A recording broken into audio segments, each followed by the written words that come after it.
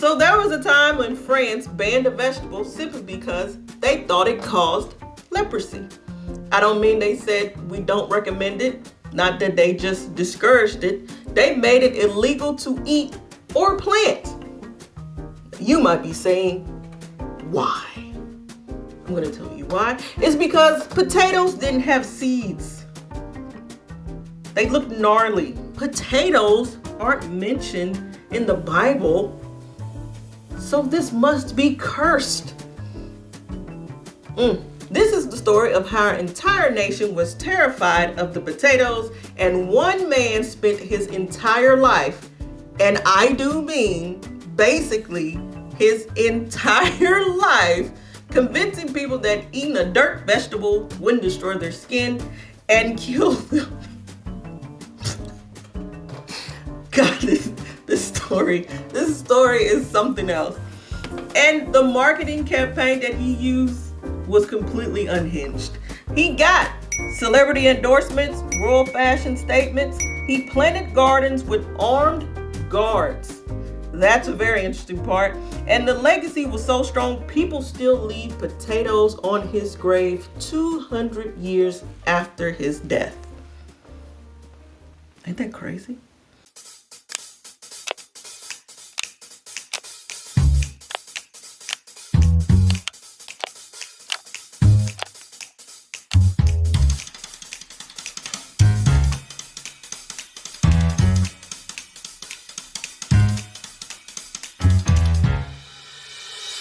This is the Intimate Intellect, and if you like history about how people were absolutely terrified and afraid of ridiculous food, this is the story for you. Okay, let's set the scene. It's the 1500s, and Spain, because it's always Spain. Spain brings back potatoes from South America. They're weird, lumpy, underground tubers that the Europeans had never seen before. Europe, up until the point of the 1500s, had never laid eyes on a potato, which is a weird concept to me because, you think, oh, potatoes, they're everywhere. They're not. So Europe's reaction to these weird lumpy potatoes, they were like, no, those are bad. They were genuinely suspicious. The Europeans looked at these potatoes and were like, these grow in the dirt. These don't come from seeds. This just sit underground looking like diseases. They're obviously poison. Now, these weren't just uneducated people at the time looking at this weird, gnarly, lumpy potato and saying they're cursed. There were actually intellectuals of the time who looked at the gnarly, ugly, lumpy potato and said, they're cursed. They're bad. Diderot of the 1750s, who was a highly famous philosopher at the time, this is him, looked at the potato and said, this is tasteless. This is tasteless? He looked at the potato and said, this is tasteless. This is starchy. He said, while it can provide sustenance for a desperate man, it cannot be regarded as enjoyed food. Those are his words, not mine. So Diderot basically said, yeah, you could eat this if you were starving, but why would you want to? Look, that was an optimistic take. The pessimistic take was potatoes would literally kill you. Prepared to die. That's what they said. Everybody, it's like, take your chances. People genuinely believed that the potato caused leprosy, and the logic, kind of deranged. They looked at the gnarly and misshapen potatoes and went, these look like twisted fingers and toes of lepers. Therefore, eating them will give you leprosy. There was no scientific backed evidence that potatoes would give them leprosy. Nobody. There was no scientific evidence backing the idea that a potato would give them leprosy. First of all, they didn't even try it. They didn't even try it. So how would they know? Nobody in the history of potato eating has gotten leprosy. At least none that I know of. Anyway, the superstition became so strong that they made a law. In 1748, France officially banned the cultivation and consumption of potatoes. Not a suggestion, not a recommendation, a straight up ban. You could get in trouble, fined, thrown in jail if you were caught growing a potato or even eating a potato. They banned the potato. You can eat a potato, you can grow the potato, but the potato was bad, the potato was cursed, the potato wasn't in the Bible. You can have the potato at the time. Okay, we're gonna move on. And I also want to add a note. They didn't just say it caused leprosy or disease and it was cursed. I want to add a note. They also thought it would cause moral corruption. Theme of a lot of things that I've been talking about lately. Theme. But anyway, they thought the potatoes would cause society to go crazy.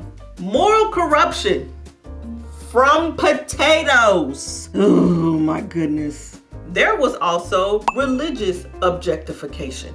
Some people argued the potato couldn't be part of God's plan because it wasn't mentioned in the Bible, which is a weird take because by that standards, corn and tomatoes, which they had at the time, wasn't in the Bible.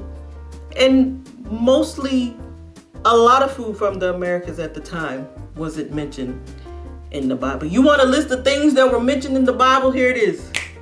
There's the list. Take it away. Google it. But the potatoes specifically became enemy number one. The potato is one I never thought people were afraid of, but people were afraid of the potato. Did an Irish man visit France at the time and was like, these people are weird? Afraid of the potato? I wish I could do an Irish accent, but I will not embarrass myself like that. We're gonna keep going. Look, new things in the 1700s was scary. This story, speaking it out loud, it just makes me laugh. France said no potatoes. Other countries said no potatoes. Potatoes were basically villains of European agriculture. Those poor potatoes. Wasted potatoes. And then something interesting happened. Famine happened. In the 1700s, bread prices were skyrocketing. They were up there. Wheat was expensive and people were starving, and the government was like, we can't have a revolution if people are too hungry to care about politics. That was the argument. The government said if we wanted people to care about what the heck we talking about, they can't be hungry.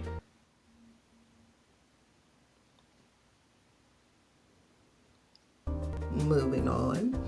And suddenly someone had an idea. They said, wait, didn't we ban potatoes because we thought they were bad? And someone was like, yeah, we did. And he was like, well, what if we just give them to the starving people? But there was a problem. Nobody wanted to eat the potato. The people at the time would rather starve than just eat the darn potato. They wouldn't eat the potato. They starved. Enter our potato crusader, Antoine-Augustin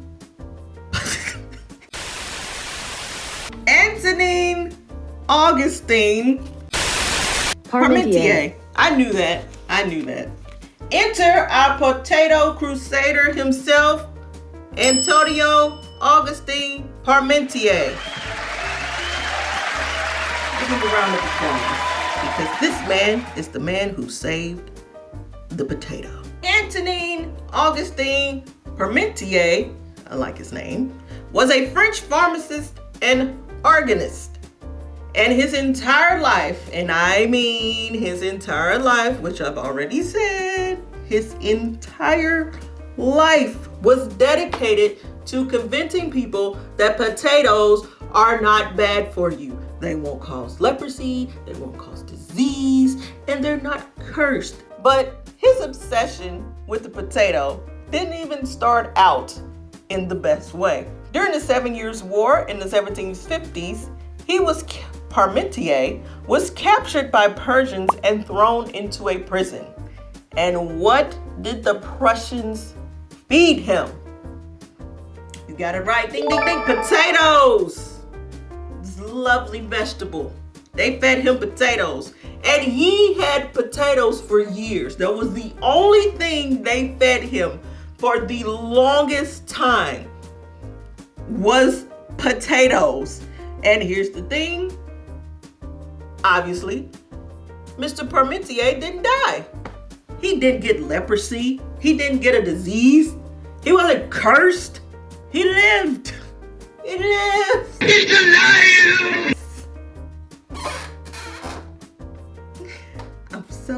I'm so silly.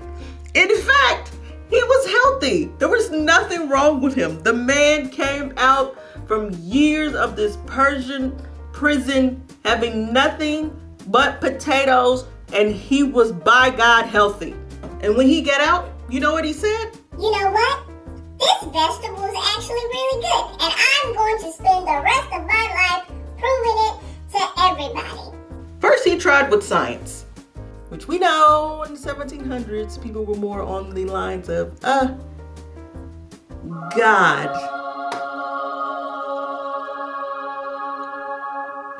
Good luck with that. Anyway, he published papers, he did research, and he wrote about the nutritional value. He proved potatoes could actually prevent disease and malnutrition. Look, nobody cared. Nobody gave a crap about his pamphlets, his publishings, whatever he wrote in the paper. They weren't having it. It was like, it's ugly, it grows in the ground, it's gnarly, it looks like it has leprosy, it's gonna give me leprosy. We don't give a crap about none of that. So they was like, yeah, threw that out, kept going. Parmentier, he switched tactics. Science wasn't going to work, so he was going to use celebrity power. And guess what he used? In walks this guy. Benjamin Franklin. Give him a round of applause. Benjamin Franklin walks in the door. And what did he do? Parmentier started hosting these lavish potato dinners. I mean, fancy feast of the potato dinners. He invited the most important people from France, but most importantly, he invited Benjamin Franklin, and he came to the fancy potato dinner. And then he invited this high scientist at the time, and his name was also Antoine Lavoisier.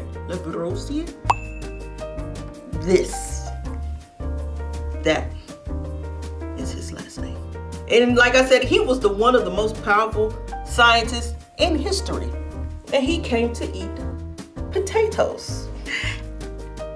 And when I say every single course was potatoes, I don't mean like he was just serving up potatoes, like he boiled a potato and gave him a potato, he mashed the potato, gave it to him, he cut it up, gave it to him. No, every single dish, every single course had potatoes. This was like a 20-course meal.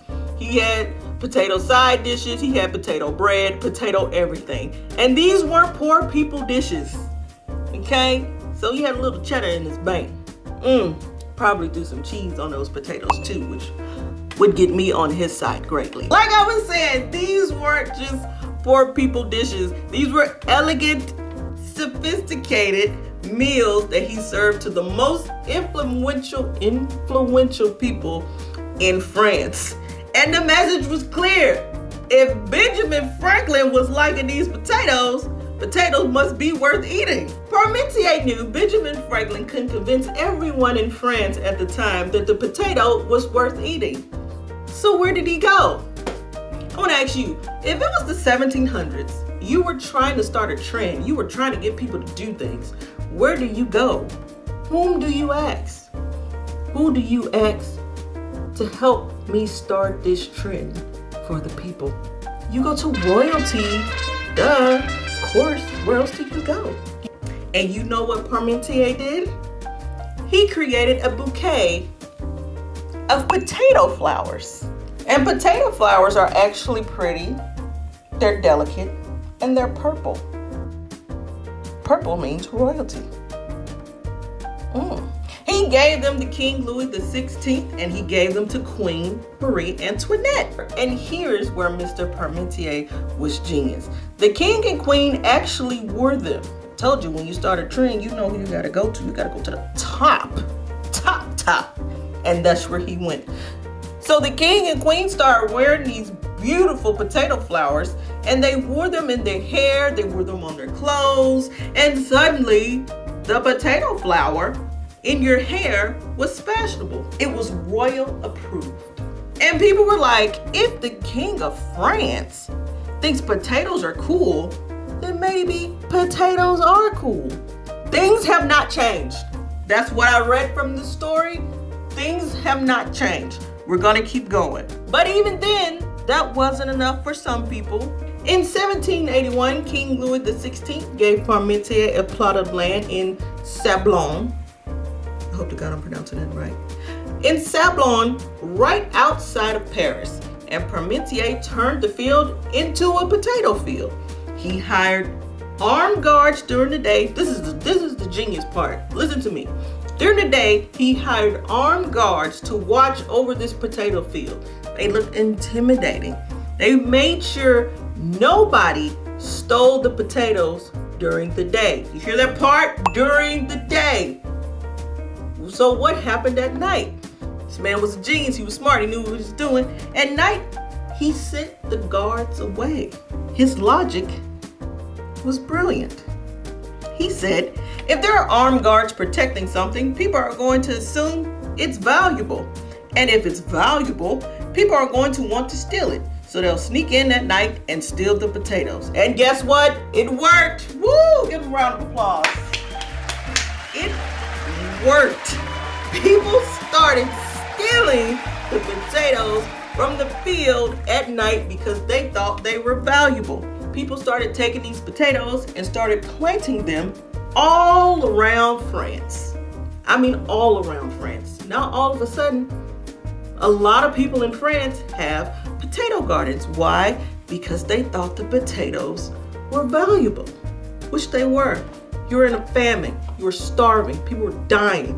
Yeah, the potato's valuable. Just freaking eat it. So Parmentier was out here running a potato marketing campaign while the rest of France was basically falling apart. To me, I don't care how far technology has come, I don't care how much we've learned about marketing or the psychology of people, this man knew people before the people of today knew people. And this is the most genius campaign I've ever heard of throughout history.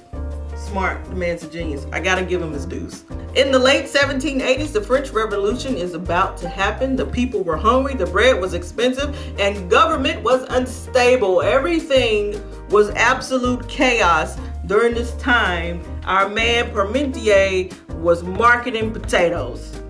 So in the middle of all this mayhem, Parmentier published his masterwork at the time. It's called The Treatise on the Culture and Use of the Potatoes. And this was in 1789. He literally published this on the eve of the French Revolution. And so we all know what that means. That meant that King Louis XVI was literally about to lose his head.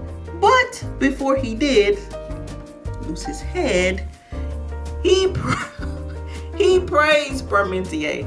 He said, one day France will thank you for having found the bread for poor people. That's what he thanked Parmentier for. But it is kind of sad because King Louis XVI did not live to see that day. He died in 1793. Like I said, we know what happened. Him and Marie Antoinette, the French Revolution. Here we are. They're gone. But Parmentier kept living and he kept promoting those gosh darn delicious potatoes. And then something interesting happened during the French Revolution and years after. As French basically destroyed itself from the inside out, which it did, go back and look it up, but they did, destroyed themselves from the inside out, the potato became the thing. The potato became the thing to have. They were cheap, they were nutritious, and they could keep a population fed. People were like, give us the damn potatoes that you said was gonna kill us. In 1749, Madame Marigold published her first potato cookbook, The Republican Cook. And suddenly, potatoes weren't just a food for desperate people, it was food for revolutionaries. The potato became patriotic, that's what I'm trying to say. And Parmentier, he became a legend. So by the time all the dust had settled, the potato went from being banned to being essential. And our boy, Parmentier, became a legend. He did. Thank God for him though. But he died in 1813 and he was buried in this place. I am not going to try to pronounce. It is a cemetery in Paris, which is like it's a very prestige cemetery in Paris. Like celebrities and famous people get buried there. Jim Morris was buried. Yeah, Jim Morris was buried there. I found that out. Mr. Jim Morris is buried there. You don't know who Jim Morris is? This is a picture of him. He is a songwriter and a poet, just in case you did not know that. And Mr. Parmentier's grave there is surrounded by potato plants. And people go there to this day to leave potatoes on his grave as a sign of respect. Legend. They also have a National Parmentier's Day, which is February 7th, where they honor Mr. Parmentier's contributions. Legend. And all those fancy French potato dishes, they all have Parmentier's name in it. This one, I'm not going to try to pronounce, which is like shepherd's pie with mashed potatoes, has Mr. Parmentier's name in it. And then there's this one. I'm not going to try to pronounce, but there it is. They also have this one and this one. Soupe Parmentier. I like that name. I like that one. I should try that one. There's also a metro station in Paris named after him, and there is also a statue of Mr. Parmentier out there holding potatoes like they're a treasure, because they are. The man became famous for promoting potatoes, and that potatoes themselves became a part of French national identity. When you think about it that way, from going from you could literally scare Frenchmen with a potato in the 1700s, but now, part of the French national identity. Look, Parmentier obviously wasn't wrong. The potato has been found to have great nutritional value. It has vitamin C, B6, potassium, fiber. It is a legit. Potatoes are actually one of the most healthiest, densest food you can actually eat. It's very good for you. But them people at the time weren't trying to hear it. They was like, nope, we're gonna die, get disease, get leprosy, get cursed, and God didn't mention this in the Bible. But they were eating tomatoes. That's not in the Bible. I'm gonna keep going on. I'm almost done. This is a perfect example of how superstition and fear can prevent a society from helping themselves. The potato could have solved the famine problem in Europe, but because they were so fearful of it and they were saying how weird it looked, it took them 200 years to realize this is the thing we need to help our people. It honestly shouldn't have taken 200 years for them to realize it, but it did. But one man and his absurd obsession with this weird, gnarly, grown in the ground potato and his crazy marketing campaign and giving the royal family potato flowers and inviting famous people to these potato dinners, and then all of a sudden him guarding it to make people think, oh, these are valuable. And they literally were stealing the thing they were afraid of. So they thought they were valuable. He did all of this just to convince people that this one food was okay to eat. Look, this man didn't discover potatoes. He didn't invent the potato. He just convinced people that they were worth eating. And that simple act, that one man's relentlessness, his ridiculous crusade, probably saved thousands of lives. That is because once the potato became accepted in France, it spread throughout Europe, and when famine hit, the potato was there to save them.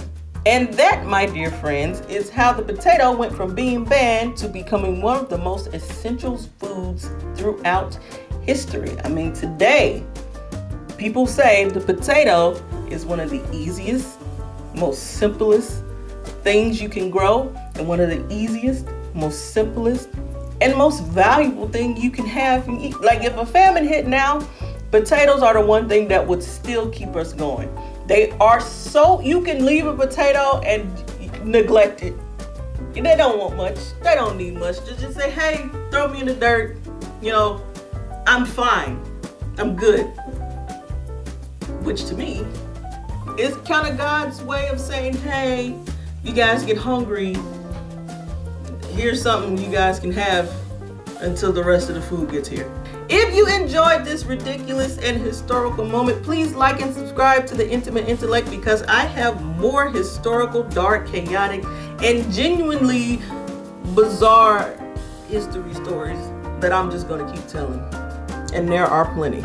And drop a comment about what you would have done during this time. Do you think you would have been one of those people believing in the superstition of the potato, saying it would give you leprosy, it was cursed, it's not part of God's plan? Or would you be like our homeboy today, our hero, who was trying to convince people that this thing is okay to eat? Maybe you would have worn the potato flowers after you saw King Louis and Miss Marie Antoinette wearing them in their hair. Just let me know what you would have done during that time in the comments.